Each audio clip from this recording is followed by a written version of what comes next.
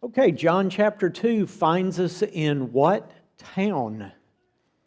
John chapter 2 finds us in what town? Where was Jesus in John chapter 2? Cana. And John is the only one that ever mentions Cana. So, John chapter 2, here's a picture of Cana, at least what most scholars believe the specific village looks like. There's been some debate. Sometimes the finding of the actual place is somewhat disputed, and you'll see that as we go through. And as I mention that from time to time, Cana is somewhat disputed, but this is what we believe to be the actual place that's there. There is a church that's on the site. It is literally called the Wedding Church.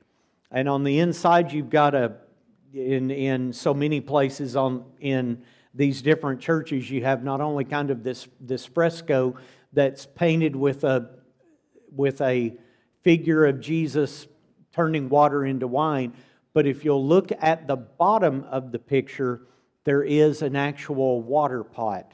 So the enlargement of that water pot looks something like this, and we'll get to talk about this quantity here in just a second.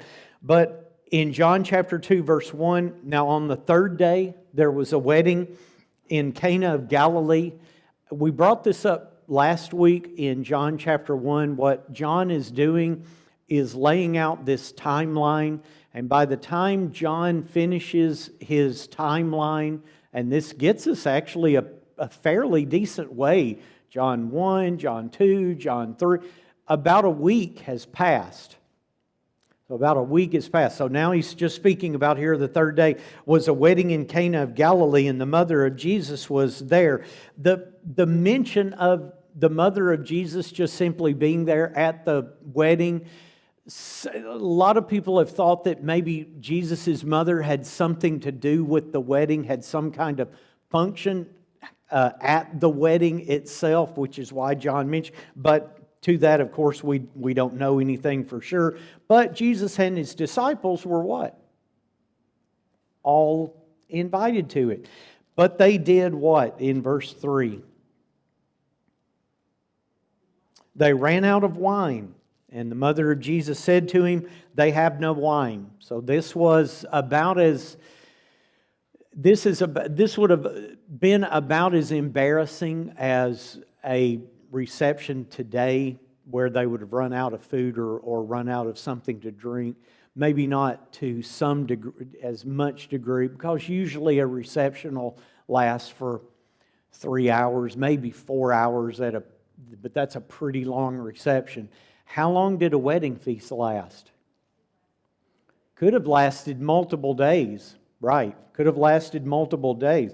So the mother of Jesus said, they have no wine. And so Jesus, what did Jesus say to her in verse 4? And it seems like it's snippy and terse, short, but it wasn't.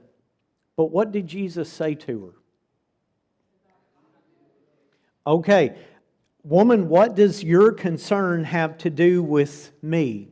Or essentially, what has this problem to do with me? And he said what in verse 4? My hour is not yet come. This is a very, very famous statement in John. John uses it a lot. Most of the time when he says, my hour is not yet come, what does he mean?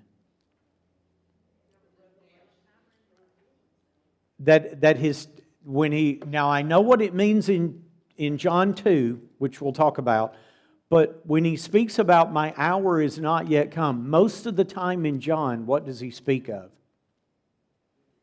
The hour of his, right, the hour of his death, the hour of his crucifixion. That's what it'll mean as we get on further and further. What does it mean in John chapter 2?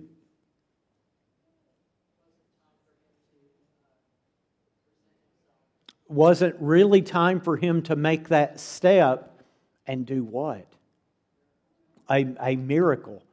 Now, this is really interesting because you have this discussion here between Jesus and his mother. The mother seems to be doing what? Suggesting that Jesus could indeed fix this, turn the water into wine. And he is what? He's reluctant to do it, giving what explanation for it? My hour is not yet come. And again, we don't have much of any other depth into this, but who wins? Mom does. The mom said to the servants, and this is the only statement that is ever recorded by Jesus' mother. I'll show you this a little bit later on, but she is so incredibly regarded by the Catholic Church. And this is the only statement she ever says. And what is it? Whatever he says to you, do it. And I think, there's no way for us to definitively know whether or not this was intentional, but the only statement that's ever recorded of all of the things that Jesus' mother, just like any other human being, would have said, would be this, which tells us what? Do what my son says. Do what my son says. So there were 6 water pots of stone, according to the manner of purification of the Jews, containing 20 or 30 gallons apiece. And I had read somewhat of this. So in this quantity, there is somewhat of a discussion. The word in the original language, exactly how much it was. If you take this as what our English versions say, which is 20 or 30 gallons apiece, and you can look at that stone, even if I back it up, 20 or 30 gallons in that, I don't know, could be. There were some people who were more suggestive of it being more like 8 gallons. The quantity isn't going to matter once we get down to it. But if you took these as 20 or 30 gallons apiece, how much wine would you be talking about here in just a little bit? You'd be talking about over what? Over 100 gallons. Over 100 gallons. Now, some writers, due to the actual word that's used in the original language, walk that back just a little bit and make more of a suggestion of 60 to 70 gallons. I don't think there's a whole lot of difference, although in percentage-wise there's a big... It doesn't matter. Jesus is about to make how much wine? A lot. A lot. Even if I took the lowest number, 60 gallons. I don't even know how much a bottle of wine holds. I mean, they look like they look like about a quart. Wine's very European. I'm assuming it's in milliliters, but it looks like about a quart. So if that's the case, even if with the low number of you're talking about how many bottles of wine? 250 bottles of wine that he's about to make. It's a lot. So kind of keep that in mind. Jesus said to them, fill the water pots with water, and they filled them up to the brim. Draw some out now and take it to the master of the feast. So what was the master of the feast? So someone would have said, well, it's the dad of the bride, or it could have been the dad of the bridegroom. The master of the feast, I think from what I can gather, would have been somewhat like a wedding coordinator today. So the master would have been someone who makes sure that the guests are fed, that they have something to drink. So this person, the master of the feast, they took it, and when the master of the feast had tasted the water that was made wine and did not know where it came from, but the servants who had drawn the water knew, the master of the feast called the bridegroom And what did he say in verse 10?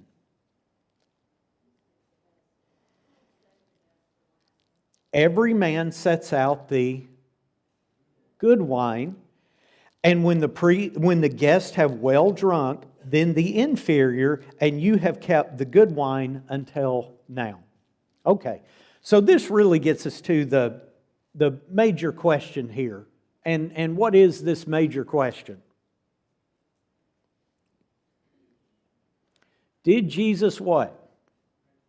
Did Jesus make alcoholic wine? That is the question in John chapter 2. So, when you start looking at words in the Old Testament, words in the New Testament that mean wine, the specific one that's used in John chapter 2 is a word, if I'm pronouncing it correctly, is the word oinos. No matter if it's Old Testament or if it's New Testament, the definitions of the word allow it to be something that runs the spectrum from grape juice all the way to a hard alcoholic drink. I mean, something that, as best as they could, made it into fermented wine. Now, obviously, what we have today is a lot stronger because of what reason? This is just for your own knowledge. Why is the alcohol that we have now stronger? Because it's distilled. And that wasn't invented until when? Who invented distillation? Do you know? The Arabs did. Alcohol is an Arabic word. So we've only been able to distill alcohol for the last, it's hundreds of years, probably around 1,000 years, but it didn't exist back then. You just had to let it naturally ferment after you added the yeast and let it turn. But that really doesn't matter. The word ran a spectrum from something that was juice all the way to something that was as alcoholic as could be made back then. Pretty much it was the same way in the Old Testament. When you look at Bible commentators, there are some of them who said, absolutely, without a doubt, Jesus made alcoholic wine. There are some commentators who say, absolutely, without a doubt, he did not make alcoholic wine. So at that point, you're just kind of swirling around in all of this information that doesn't really seem to definitively point one way or the other. That's why I took the approach that I did in the notes, and I wanted to put it up on the screen, but it's just very, very lengthy and would have been just a ton of things to look at. If Jesus made alcoholic wine, there are 5 assumptions that you have to accept. Not just one and not just 2. There are 5 assumptions that you have to accept. And this is what I put in the notes. It is assumed that the word oinos indicates only fermented quality grape drink. That is not the case. We know it's not the case in the New Testament, but you have to make that assumption. Number 2, it is assumed that since the word oinos is used in reference both to the wine which ran out and the wine that Christ made, both wines must have been alcoholic. Which is just literally a what? Literally that would have just been an assumption. You would have just had to have assumed that. There's no way to what? There's no way to prove that from the information that we're given. Okay? Number 3, it is assumed that the Jews did not know how to prevent the fermentation of grape juice. If you leave grape juice out of a refrigerator, how fast does it ferment? It's pretty fast, actually. It begins, it's pretty quick. I would imagine it reaches the the maximum fermentation just within likely a day, maybe a couple of days at the most.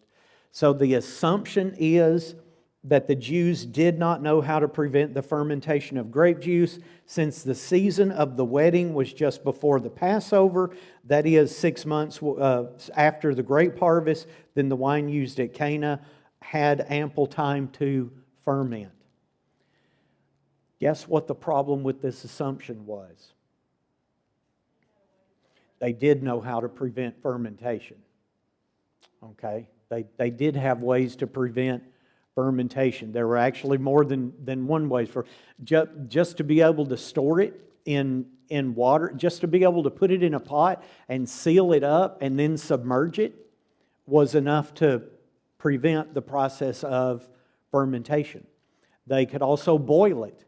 That prevented the process of fermentation. So when you look at number 3 and you make the assumption that there was no way without refrigeration that you could have stopped the fermentation of the grape juice, that's just something that we know to not be true. Number 4, it is assumed that the description given by the master of the banquet to the wine provided by Christ as the good wine meant what? That it was alcoholic. Now, the last two assumptions kind of go together, so let's just reserve comment. Go ahead and read number 5. Number 5 is, it's assumed that the expression well drunk used by the master of the banquet indicates that the guests were intoxicated because they had been drinking fermented wine. Consequently, the wine Jesus made must have also have been fermented. Okay? So, they were well drunk. All right? If we take that assumption and we say that well drunk does indeed mean what? That they were inebriated, how would they have been able to tell that the new stuff is what? Is better or good? By the way, the word drunk is again one of these words. I mean, sometimes men will stand up. I've tried to stay away from it, but sometimes men will stand up and tell you that we just have these laser-focused definitions on the words in the New Testament, and therefore we can build what we teach around just these very, very pinpoint, laser-focused words. A lot of the new words in the New Testament are, but some of them aren't. And drunk is one of these. So drunk is a word that can mean something that's inebriated or intoxicated. But what else can it mean, do you think? Full, satiated, well drunk. Personally, if I drink a Coke, one of them, kind of done. If you make me choke down 3 of them, I have what? I have well drunk Coke. It's just too much for me. So the idea of seeing that they are well drunk, it's just an assumption to say that well drunk has to mean intoxicated. So the concept of being well drunk could just simply mean that they were full of this wine that was older. Now, in going back and putting it more into the context of what the ancient people would have liked, they didn't have the purified water. So what they often chose to want to drink is a fruit juice. And most of all, when they would want to drink that fruit juice, it would want to be wine or grape juice, simply because that's what the climate and the soil was so apt at producing over there, which was grapevines. But what they appear to in the New Testament, what they appear to really kind of cherish is the sweetness of the drink, not the sourness that fermentation produces. So the new wine would have been a desirable drink, Not because it's higher quality. Now it's not, you've made it into the good stuff. I mean, the really super alcoholics. That's not what the new wine likely was. The new wine was what? Something that was pure and something that was fresh and something that was sweet. And they often did as the wedding feast went on, because it was a more extended period of time. They would bring out the new wine for, the freshest that they had, and then subsequently continue to bring out more and more older wine. And that older wine, yes, would have technically had a higher level of fermentation, but what would the taste have been like? More and more bitter, exactly. So the new wine was likely not wine that was really good and alcoholic, but rather it was wine that was very sweet. So, in looking at how many assumptions that you have to make, and in understanding more of the context of the way that the ancients viewed grape juice and drinking grape juice, as they referred to it as wine, versus drinking something that was more of a strong drink. Back in the Old, I mentioned to you the Old Testament, we hadn't even turned to the Old Testament, but in the Old Testament sometimes you'll see the distinction in passages between wine and strong drink. So clearly one of them, when it speaks about wine, it talks more about what we're talking about here, but the strong drink would have been the stuff that had been fermented, the stuff that, if you drank enough of it, could indeed get you inebriated.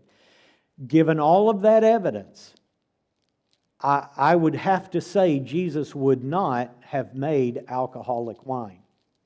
Now, setting all of that aside, just off to the side, because you can't just ignore it, because it's an integral part of our understanding. But just setting all of that to the side now, you also have other issues to deal with. And what are those other issues to deal with? When you look down, particularly this is John 2, so if you talk about the whole New Testament era, this is very, very what? It's very early into it. Looking backwards into the Old Testament, what does it tell us about wine, and what does it tell us about drunkenness? Okay, it tells us to stay away from it. So the New Testament looks at it in a more metaphorical way. So the New Testament talks about us being serious, and it talks about us thinking about the events that are coming. The notable event would be the Day of Judgment. And as that event comes, and as we go out into our everyday life, how does it describe us to be? Sober-minded. It describes us to be sober-minded. And clearly, that's being used in a metaphorical way. I'm not arguing it's to be used in a physical way. Nevertheless, you do still have, I think, an understanding of sober versus an understanding of drunken or inebriated, whatever degree that you would want to discuss it. And I hope that everyone comes to the realization and the acceptance. At what point if we're talking about this in the physical state of drinking, at what point do you not become sober-minded? At what point do you begin to leave the realm of sober-minded? When you start drinking, that's when you start. Now, again, I know that when you start drinking, there are, if we talk about it in a modern way, there's 12 different things that weigh into how speedily do you become drunk, one of which is what exactly makes you, what exactly is drunk. But the point is, you leave sober-mindedness at what point? When you begin to drink. When we look back into the Old Testament, let me double check this. Just right off the top of my head. Let's look in Habakkuk chapter 2, verse 15. Habakkuk chapter 2, verse 15. Just to note this, again, I'm not really bringing this up to talk about a level of intoxication. I don't mean that, but there is a point to be made here. Habakkuk chapter 2, verse 15. Woe to him who gives drink to his neighbor. Like who? Like Jesus making at least 60 gallons of wine. Woe to him who gives drink to his neighbor, pressing him to your bottle, even to make him drunk, that you may look on his nakedness. So what is this woe here stating? You give drink to your neighbor, they move along with it, along this continuum of being drunk, and then all of a sudden in verse 15, what has happened at the end of verse 15? You've looked on the nakedness. So woe to him who gives drink to his neighbor, because as he is drunk, you may get this chance to look upon his nakedness, and that's shameful. I don't know, guys, there's just something about tying Jesus up into something like this that seems very detestable to me. I mean, it just does. So you look at it from historically what happened. If you think about it philosophically, just in comparing Jesus' actions to Habakkuk chapter 2, to me, the understanding in John chapter 2 is that Jesus did not make alcoholic wine. There's way too many complications. There's way too many assumptions that have to be made in the text that just simply aren't there. Okay, we'll keep on talking about this next time, and then we'll keep on moving on further into John chapter 2 and possibly into John chapter 3, where we have that great interview with Nicodemus.